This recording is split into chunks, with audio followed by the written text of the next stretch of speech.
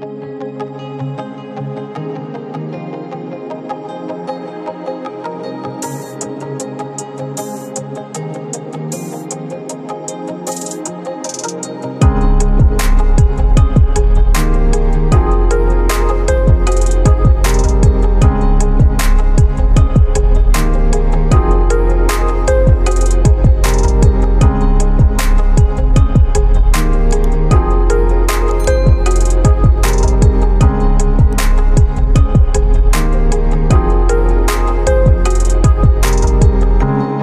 1971 à Pretoria, en Afrique du Sud. Sa mère, May Haldeman, est canadienne. Elle a un passé de mannequin et s'est reconvertie en nutritionniste. Son père, Errol Musk, lui, est sud-africain. Il est ingénieur mécanicien, promoteur immobilier et possède une mine d'émeraude en Zambie. C'est avec son père qu'il apprend les tâches manuelles, à fabriquer des objets, à faire attention aux détails et à se salir les mains. On raconte d'ailleurs que le jeune Elon fabrique des petites fusées en carton dès son enfance. C'est donc à Pretoria que notre histoire commence, que le jeune Elon grandit et forge ses premières armes.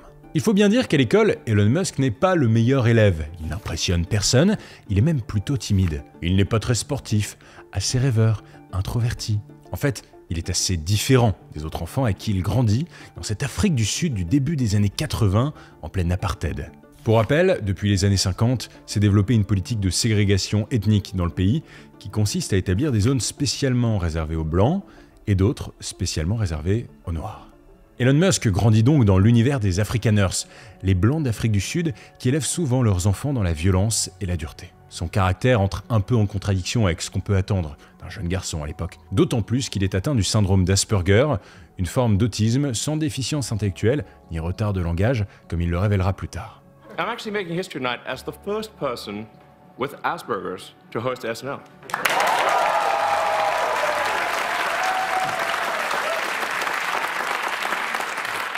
Or at least the first to admit it. Le jeune Elon lit beaucoup, et c'est en se plongeant dans des univers loin de son quotidien qu'il se sent vraiment à sa place. Il lit des BD sur l'espace ou des livres comme Le Seigneur des Anneaux par exemple. Elon rêve d'ailleurs, de partir loin, très loin. Mais il y a bien une personne avec qui il aime passer du temps, c'est son petit frère, d'un an de moins, Kimball Musk. Les deux petits gars sont assez fusionnels, ils se comprennent, ont à peu près les mêmes envies. Il y a aussi Tosca, la petite dernière, née en 1974, qui vient souvent jouer avec ses grands frères. Ainsi, Elon, Kimball et Tosca grandissent dans une fratrie soudée, jusqu'à ce qu'un événement vienne perturber leur petit équilibre en 1980. Leurs parents divorcent. Les petits partent alors vivre avec leur mère, mais assez vite, Elon, l'aîné de la fratrie, décide de rejoindre Errol, son père, pour vivre avec lui. C'est le début d'une période difficile et étrange de vie commune entre un père et son fils. Étrange, le mot est faible. Elon Musk raconte que chez son père, il subit des violences physiques et psychologiques. Et dans cette lourde atmosphère, son envie de s'en aller se renforce.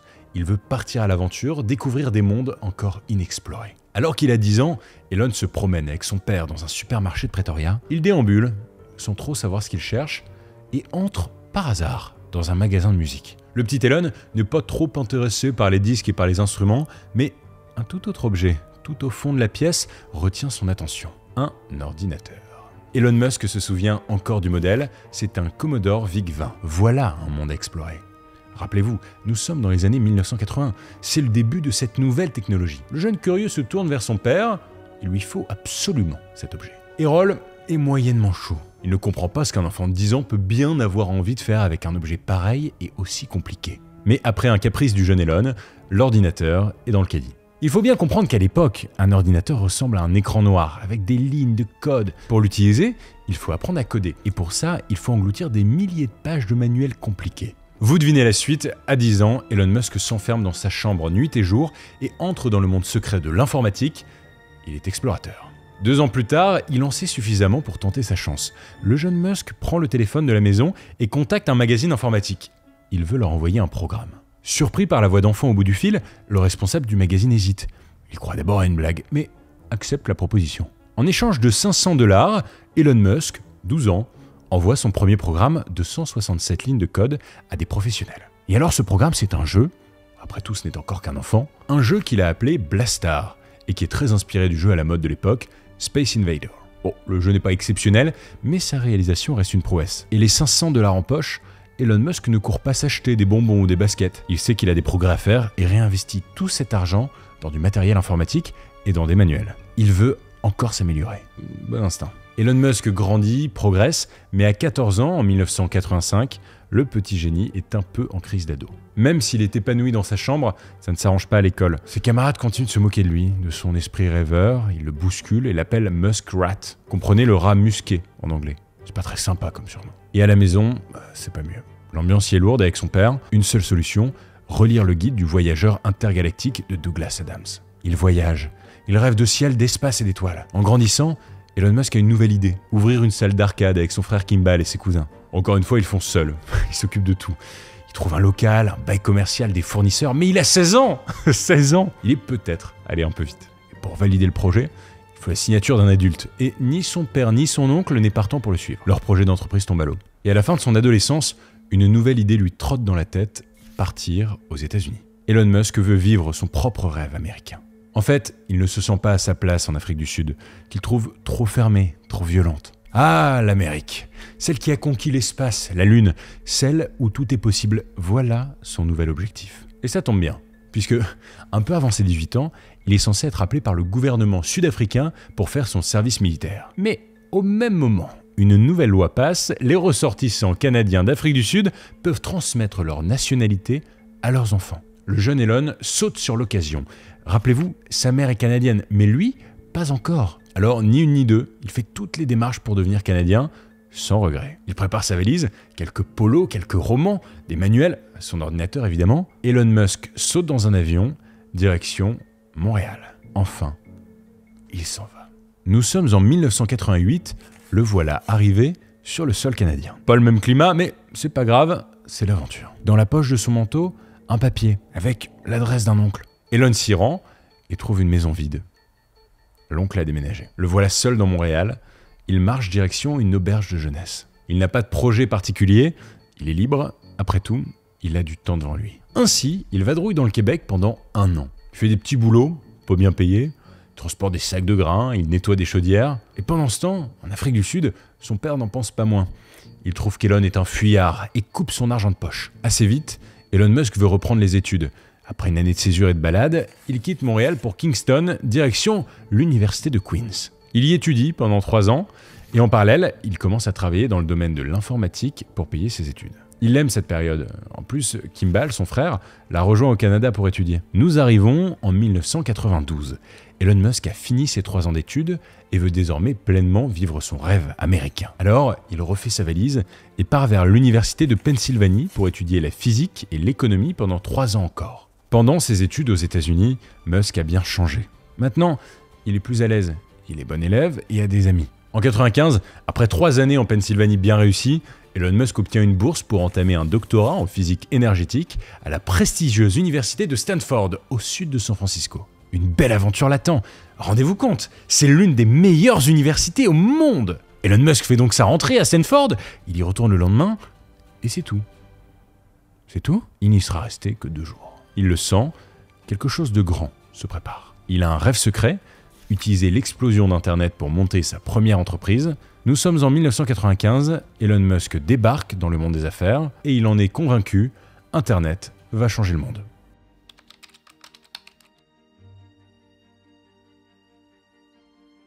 Elon et Kimball Musk ont une idée bien précise. Ils veulent créer une plateforme en ligne qui pourra aider les entreprises à entrer en contact les unes avec les autres. Un peu comme les pages jaunes, mais sur Internet. Une idée assez révolutionnaire en 1995. Leur problème, c'est l'argent, mais ils ont prévu le coup. We had no money. We slept in our office because we could pay rent either an office or a house. And we're like, we'll just do the office. À Queens, ils se sont fait un petit carnet d'adresses. Ils commencent à connaître du monde. Alors, comme à l'époque de son premier jeu vidéo Blastar, Elon prend son téléphone et tente sa chance. Il appelle une connaissance et essaye de lui vendre le projet. Il est assez doué pour ça. Et finalement, un fonds d'investissement canadien accepte d'investir 3 millions de dollars. C'est le début de la première entreprise d'Elon Musk, Zip2. Elon prend assez vite la direction de la boîte et tout naturellement, il en organise le développement. Matériel, publicité et surtout employés. Zip2 fonctionne plutôt bien et Elon Musk se révèle très exigeant.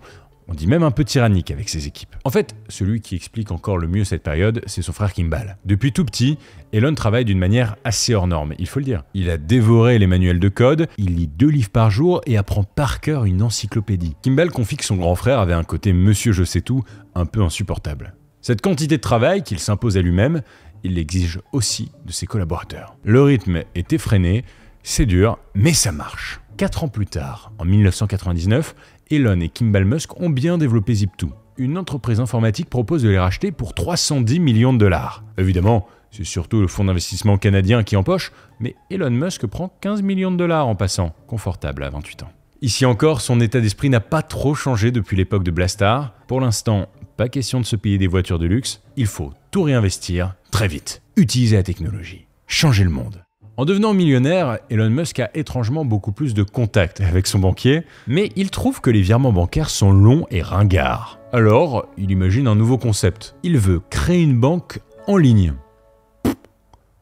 L'idée est simple, il développe un programme dans lequel il suffit d'entrer l'adresse mail du destinataire et paf, le virement est fait. C'est comme ça qu'est née XCOM, la première vraie banque en ligne. Bon, alors l'idée est bonne, mais ça pose d'importants problèmes de sécurité pour l'époque. En revanche, Elon Musk va faire un très gros coup avec XCOM. Il a entendu parler d'un autre service de paiement prometteur fondé en 98 qu'il envisage de racheter. Après tout, pour l'instant, ça ne vaut rien. Ce petit service de paiement simplifié que personne ne connaît s'appelle PayPal. En fait, les locaux de PayPal sont à quelques mètres de ceux de XCOM, sur le même trottoir, à Palo Alto, une ville de la Silicon Valley. Un jour, Elon Musk décide de partir à la rencontre des 3 fondateurs d'à côté, 3 geeks passionnés de code et persuadés que leur technologie va changer le monde. Elon est curieux, il veut qu'on lui explique ce système. Voilà ce qu'on lui dit. Le principe de PayPal, c'est de pouvoir s'envoyer de l'argent entre propriétaires d'ordinateurs. Le projet final, c'est de développer un système de paiement en ligne complètement sécurisé. Elon Musk est conquis, riche depuis peu et prêt à investir de l'argent. Alors, le voilà actionnaire de PayPal. Je sais très bien ce que vous allez vous dire. Contrairement aux idées reçues, Elon Musk n'a pas créé PayPal. Il l'a développé. Développé, c'est le moins qu'on puisse dire. En un an, le service devient fiable, rentable et est utilisé dans tous les États-Unis. Alors Elon fait un calcul assez simple. XCOM ne fonctionne pas, PayPal lui est un grand succès. Il faut les fusionner. En février 2001, à presque 30 ans, il est donc à la tête d'une seule entreprise, PayPal. Les choses vont alors plutôt bien pour Elon, surtout que le gamin rêveur a trouvé l'amour auprès de Justin Wilson, qu'il avait rencontré sur les bancs de l'université et qu'il a épousé en 2000. Côté business, en octobre 2002, il reçoit une proposition. L'entreprise eBay veut acheter la petite pépite du paiement en ligne pour la modique somme d'1,5 milliard de dollars. Ça y est, il se rapproche des géants. Ça ne se refuse pas. La vente est conclue, Elon Musk empoche 175 millions de dollars. Alors que tout semble lui sourire, un drame se joue dans sa famille. Son premier fils, Nevada Alexander, né en 2002, meurt des suites d'un arrêt respiratoire à seulement 10 semaines. On ne sait pas si c'est ce drame qui l'a forcé à se construire une carapace, mais en tout cas, à partir des années 2000, l'image publique d'Elon Musk change. Il commence à se créer un personnage, le patron extraverti original. Cette fois, il s'autorise quelques folies. Une voiture de sport McLaren, un grand appartement à Palo Alto, et puis un petit avion privé. Sympa ? Un peu bling-bling le Elon, mais un bling-bling maîtrisé. Son argent, il s'en sert surtout pour investir. L'année 2002 est un moment assez particulier dans la vie d'Elon Musk. Il est célèbre, riche, PayPal est vendu et sa vie privée vient d'être chamboulée. Il doit prendre un nouveau départ. Alors, ses rêves d'enfant le rattrapent. Il se tourne vers les étoiles, il rêve d'espace. Une idée lui vient. Il a été récemment assez déçu par les activités de la NASA. Il trouve que depuis les années 70, la conquête de la Lune, de l'espace, elle est un peu ramollie. L'insatiable Elon Musk se dit qu'il faut faire mieux. Et que lui, il compte faire mieux. Alors, sans se poser trop de questions, il fonde une entreprise aérospatiale privée, SpaceX. Depuis longtemps, il a un désir secret, aller sur Mars. SpaceX doit devenir un vrai projet qui pourra faire le travail que ne fait pas la NASA. Well, I think fundamentally the way we help NASA is by lowering the cost of access to space, allowing us to do more interesting things for a given budget. In fact, I think what we're doing is critical to the future of NASA. Il pense par étapes. Il faut construire un lanceur qui puisse envoyer des vols habités, réussir à mettre les fusées sur orbite et à terme, rejoindre Mars. Avec le projet SpaceX, Elon Musk entre dans une autre dimension, définitivement, il veut changer le monde. Développer une entreprise dans le domaine aérospatial, c'est long. Très long. Donc en attendant, Elon Musk décide d'investir un peu d'argent dans le capital d'une autre entreprise. Une entreprise qui fabrique des voitures électriques haut de gamme. Ça s'appelle Tesla. Je sais ce que vous allez vous dire. Encore une fois, non, il n'a pas créé Tesla. Il a juste intégré l'aventure en 2004. Pour lui, la voiture électrique est vouée à un grand avenir. Donc, il investit directement 50 millions de dollars. En 2004, il apprend en plus un heureux événement, enfin, 2 heureux événements. Il vient d'avoir des jumeaux avec Justine, Griffin et Xavier. Donc autour de 2005, Elon Musk prend beaucoup d'importance. Il veut devenir l'entrepreneur du futur, découvrir d'autres planètes, libérer les humains des hydrocarbures. Il veut devenir un super-héros, quoi. Un peu comme les personnages de son enfance. Je crois que lorsque j'étais petit, je me disais, si tu peux devenir un sorcier, ça peut être super cool. Mais ce n'est pas vraiment possible dans la vraie vie. Alors je crois que la chose la plus proche de ça, c'est d'être ingénieur. Mais avant, en 2006, Justine lui annonce non pas 1, ni 2, mais 3 heureux événements. Elon Musk devient cette fois papa de triplés, 3 garçons encore, Kai, Saxon et Damien. Un super-héros. À partir de 2007, Elon Musk commence à jouer avec cette image. Dans les médias, on le compare à Tony Stark, aka Iron Man, ce super-héros milliardaire. D'ailleurs, Elon Musk va même rencontrer Tony Stark en personne, enfin Robert Downey Jr. En 2007, l'acteur américain prépare son rôle pour incarner le prochain Iron Man. Curieux, il se rend aux locaux de SpaceX pour découvrir cette mystérieuse usine. Il est accueilli par Elon Musk lui-même, qui lui fait visiter les lieux. Il y découvre la fabrication des fusées Falcon, avec des machines futuristes. On est presque dans Star Wars. Cette rencontre renforce la proximité entre l'image d'Elon Musk et celle de Tony Stark, à tel point qu'Elon Musk fera même des apparitions dans certains films Iron Man. Mr. Musk, how are you? Congratulations on the promotion. Thank you very much. Yeah. Those Merlin engines are fantastic. Oh, thank you. Yeah, good idea for an electric jet. You do? Yeah. Then we'll make it work. Chez Elon Musk vit le rêve américain. En 2008, les affaires le rattrapent. La crise des subprimes commence. L'économie américaine s'effondre et Elon Musk frémit. Il s'enferme. Il ne veut plus parler à personne et divorce de Justin Wilson. En fait, Tesla ne marche pas très bien. À l'époque, seul un modèle existe, c'est le Roadster, et il se vend très mal. Et faut dire quand même qu'il coûte $1 million le bazar. Et côté SpaceX, c'est pas la joie non plus. Sa fusée, la Falcon 1, ne fait qu'essuyer des échecs. 3 lancements tentés, 3 lancements ratés. Il n'a presque plus d'argent, et bientôt, la clé sous la porte. Au fond, il ne lui reste qu'une chance. Elon Musk organise une 4e et dernière tentative de lancement de Falcon 1 en orbite. Le peuple américain médusé se réunit pour observer l'événement. 3, 2, 1, Falcon 1 décolle. Elon Musk a les yeux rivés sur la fusée.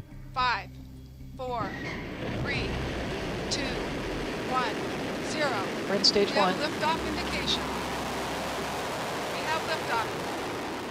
Ça y est, l'espoir est de retour. Fort de ce succès, il affirme que SpaceX est désormais un acteur incontournable de l'aventure aérospatiale. Son téléphone sonne. La NASA lui propose un contrat de 1,5 milliard de dollars pour organiser des allers-retours entre le Cap Canaveral, une base de lancement des fusées en Floride, et l'ISS, la Station Spatiale Internationale. La NASA vient de lui sauver la vie. Et en fait, ce gros contrat lui permet aussi d'essayer de sauver Tesla. Il investit énormément dans ses voitures électriques et peut enfin lancer une vraie production industrielle pour l'entreprise. Surtout, il peut développer un nouveau modèle de voiture plus abordable que le Roadster et qui va devenir le classique de la marque, la Tesla Model S. Côté marketing, il joue sur l'ambiance futuriste. Pas de concession Tesla, on achète plutôt en ligne et les voitures doivent souvent être mises à jour. En gros, pour avoir accès aux nouvelles fonctionnalités de la voiture, il suffit de lancer la mise à jour et paf, le lendemain matin, vous avez plein de surprises. Entre 2009 et 2012, il s'investit corps et âme dans les affaires, même si entre-temps, il épouse l'actrice Tallulah Riley. En 2012, c'est officiel, SpaceX ravitaille l'ISS, Tesla est entré en bourse, Elon Musk est l'un des hommes les plus puissants du monde. À cette date, le magazine Forbes estime sa fortune à 2 milliards de dollars. En fait, c'est surtout l'entrée en bourse de Tesla qui est à l'origine de sa richesse. Si l'action Tesla chute, sa fortune, composée d'actions Tesla, chute aussi. Malgré ses succès, Elon Musk n'est pas encore complètement reconnu dans le monde des affaires. On se moque de lui, on le prend pour un illuminé. Mais en 2013, le magazine international Fortune le nomme homme d'affaires de l'année. Alors, on commence à se dire que c'est du sérieux. Il développe en parallèle d'autres projets comme Hyperloop, un train subsonique qui permettrait de voyager dans des capsules à 1000 km/h. Évidemment, encore aujourd'hui, ça reste au stade de projet. Il s'intéresse aussi à l'intelligence artificielle en créant en 2015 le centre OpenAI. Alors, pour info, Elon Musk défend le développement de l'intelligence artificielle à condition qu'elle ne sorte pas du contrôle humain. Il parle souvent d'un futur apocalyptique dans lequel les machines se retourneront contre nous. Il n'a pas oublié ses lectures d'enfance. I keep sounding the alarm bell, but until people see like robots going down the street killing people, like they don't know how to react, because it seems so ethereal. AI is a fundamental existential risk for human civilization, and I don't think people fully appreciate. L'année 2016 est assez chargée pour Elon Musk. Déjà, l'action Tesla n'a fait que monter en bourse. Sa fortune est estimée autour de 15 milliards de dollars. Il en profite pour monter 2 nouvelles entreprises, Neuralink, un projet critiqué dont le but est d'implanter des puces dans les êtres vivants, soit pour soigner des problèmes de motricité, soit pour contrôler des objets à distance. Un peu flippant. L'autre entreprise, c'est The Boring Company. En fait, ce nom est un jeu de mots entre to bore, qui veut dire creuser, forêt en anglais, et boring, qui veut dire ennuyeux.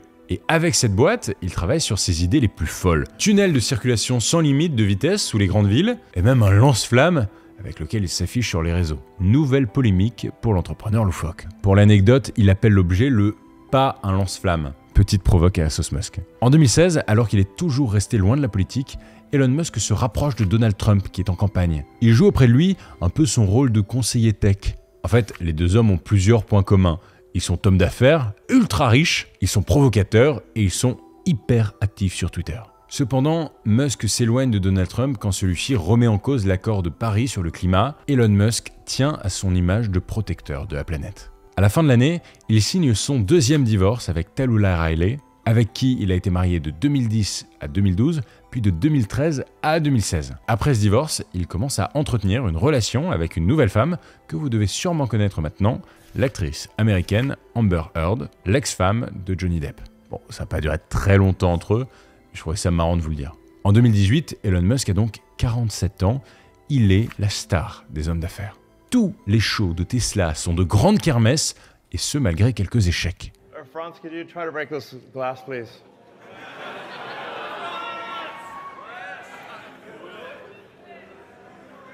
Yeah. Sure? Yeah. Oh my fucking god. Well, maybe that was a little too hard.